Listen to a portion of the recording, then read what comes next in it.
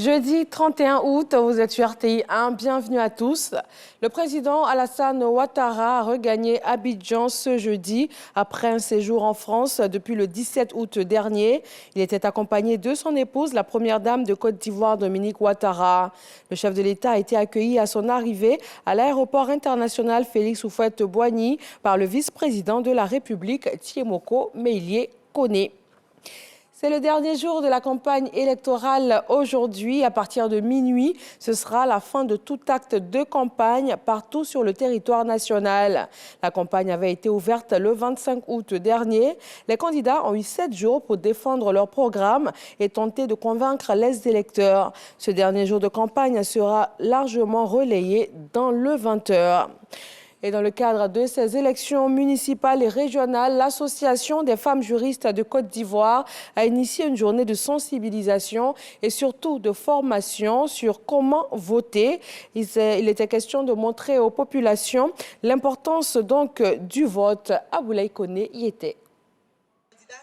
Montrer aux populations comment et pourquoi voter, avoir des comportements responsables pendant les campagnes électorales et éviter de nombreux bulletins nuls lors des scrutins sont entre autres les objectifs que vise l'Association des femmes juristes de Côte d'Ivoire.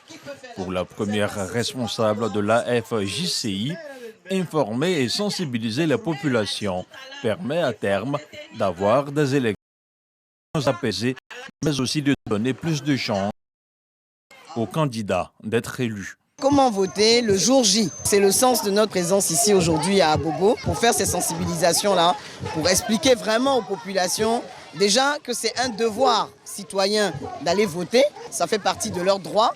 Dès l'instant qu'ils ont 18 ans, vous êtes ivoirien, vous êtes inscrit sur la liste électorale, vous avez le droit et le devoir de voter. Le vote est un droit. Il faut voter utile et bien voter. Pour réussir cela, l'Association des femmes juristes de Côte d'Ivoire met en relief les étapes d'un vote réussi. Quand vous allez voter, muni de votre carte d'électeur, vous rentrez dans le bureau de vote. Les agents sont là pour vous guider. Et en même temps, ils vont vérifier si vous êtes sur la liste électorale parce que c'est la première condition. Vérifiez qu'il y a un sticker et la signature du secrétaire de centre. Et avec ce bulletin, vous partez dans l'urne. Pour ceux qui ne savent pas lire, ou bien qui ne peuvent pas reconnaître les logos, il y a les photos des candidats. Et en dessous, vous mettez soit une croix, soit l'empreinte. On ne met pas les deux. Si vous votez mal, ce sera un bulletin nul. Et quand vous finissez de voter, vous revenez, vous émagez, vous dites que vous avez fini de voter et on vous met l'encre indélébile sur le doigt. L'initiative de l'AFJCI, à travers ses différentes formations sur le vote, est salutaire. Avant, on ne savait pas voter. Depuis, les femmes juristes là sont venues au quartier. Maintenant, on sait voter. Si tu veux voter, tu mets encre en bas de ton candidat ou bien tu mets croix en bas de ton candidat. C'est tout.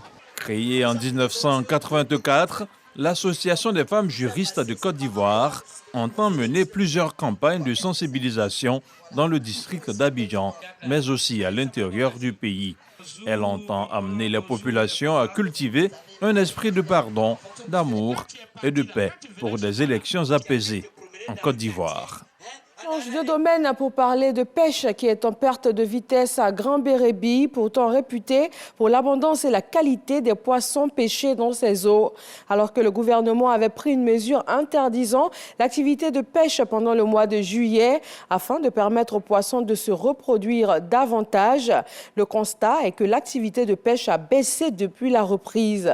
Les poissons se font de plus en plus rares et les pêcheurs reviennent avec des bateaux quasiment vides. Le mois de juillet était donc indiqué pour l'application de ce repos biologique.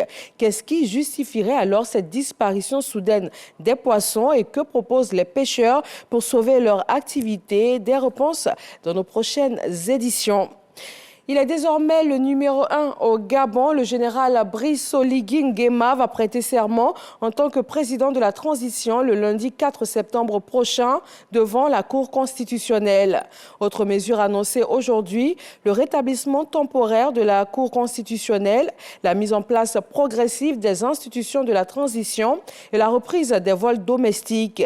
Par ailleurs, le général Oligui Nguema instruit l'ensemble des secrétaires généraux, les cabinets ministériels ministériels, les directeurs généraux ainsi que tous les responsables des services de l'État d'assurer dans l'immédiat la reprise effective du travail et la continuité du fonctionnement de tous les services publics.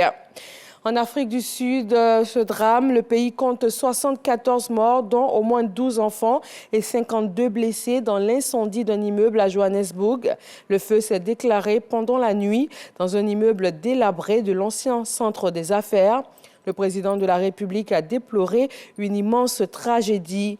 L'origine exacte du sinistre n'a pour l'instant pas été établie, même si des membres du comité municipal chargé de la sécurité publique estiment qu'un éclairage à la bougie aurait pu en être la cause. Direction les États-Unis d'Amérique pour terminer. L'ancien président Donald Trump a plaidé non coupable pour tentative d'inverser le résultat de la présidentielle de 2020 dans l'État de Géorgie, selon un document judiciaire déposé ce jeudi.